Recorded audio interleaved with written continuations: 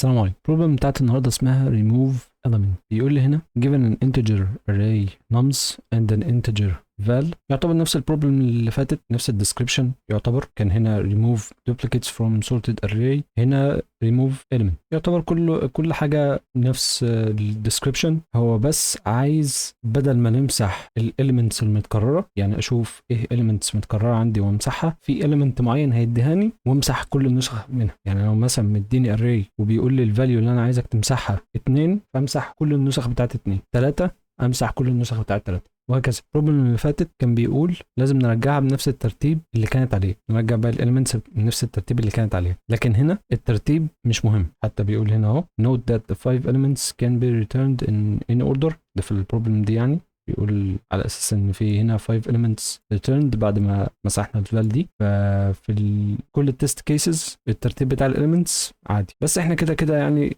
الحل بتاعنا هيرجعها بنفس الترتيب يعتبر اللي كانت عليه. والبروبلم الديفيكولتي بتاعتها ايزي، هي فعلا سهله ما فيهاش حاجه. الحل هيكون عامل ازاي؟ هو ببساطه هيكون عندنا فاريبل نسميه مثلا كاونت، ده هيكون كاونتر واندكس في نفس الوقت. ازاي؟ انا عندي المفروض الاليمنتس بتاعتي بدون الفال خالص ليها بوزيشن معين. طيب البوزيشن ده اعرفه ازاي؟ من اندكس. الاندكس ده هزوده واحط الاليمنت الصح فيه قبل ما ازوده. يعني لو الاليمنت دي ما بتساويش الفال، بمعنى عندنا في المثال ده اول قيمه ب3 ايكوال الفال ولا لا؟ ايكوال الفال، هنسكبها لان احنا بندور بس على الاليمنتس اللي ما بتساويش الفال. فالكاونت هنا هيفضل زي ما هو، والاي اللي هو بيلف على الاليمنتس كلها بتاعت الاري هيزيد 1. بعد كده عندنا الاثنين الكاونت ب0 والاي ب1. هل دي doesn't equal الفال ولا لا؟ doesn't equal الفال، فساعتها نحطها في مكان الصح، مكانها الصح اللي هي عندك الكاونت اللي هي الاندكس ب0، وبعد كده نزود الكاونت 1، فبقت الاثنين هنا. طيب الاثنين اللي بعدها doesn't equal الفال، نحطها هنا. بعد كده الثلاثه مش هنعمل فيها حاجه، فكده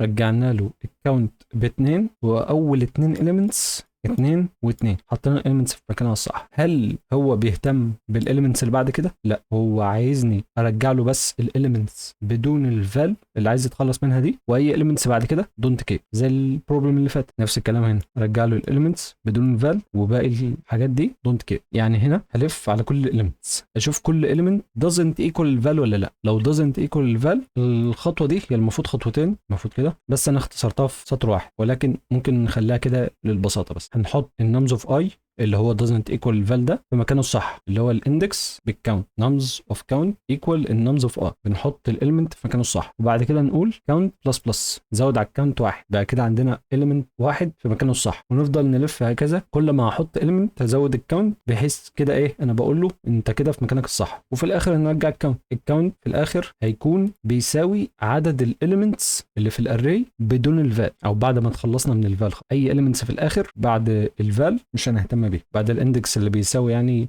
كاونت ناقص 1، بعد الاندكس ده اي اليمنتس مش هيهتم بيه، بتبقى دونت كده. نجرب نعمل سبميت. الران تايم 0 ملي ثانيه، وبس كده. شكرا.